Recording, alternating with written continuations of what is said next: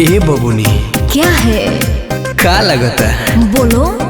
ना पटबू नहीं।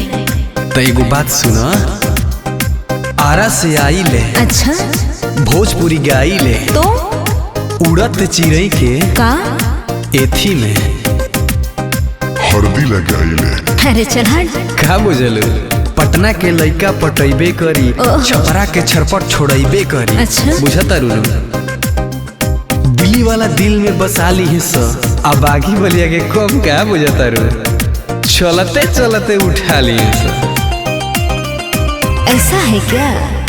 हमसे कहला तू ना चार गोरिया, कभी नहीं।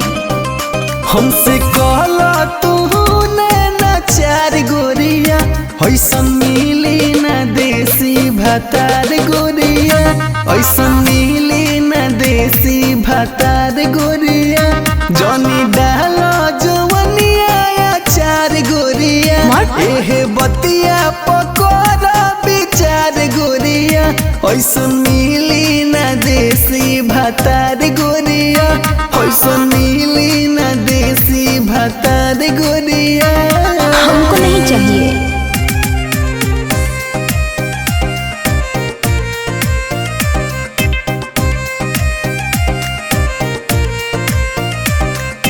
मरद हई रंगदारी कर, तोरा से अब बरियारी कर। ए क्या है? प्यार से मन पे तो मान जो। अरे नहीं बाबा। बिहारी है बबुनी, तो जान जो, जान जो, जान जो। पीलापुर में जाके पंवरल कर। नहीं बाबा। जान लो बभनियाओं में हाँ। संवरल कर। अरे जा। बुझलू? सासारा में तू शरम आई जन, हा जदि कोनो पसंद आ जी ना तो लजाई जन। अच्छा। खा लगता हो अभियो न पड़बू। अरे हमको पटाना आसान है क्या? प्यादे पैबू तू भर भर बोरिया,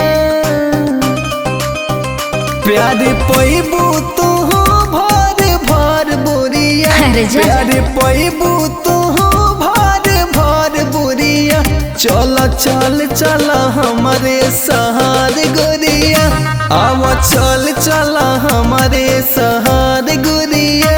नहीं जाना। अरे का इरादा बा हो? अभियो आई लव यू बोल दे पगली। इतनी आसानी से नहीं पटती।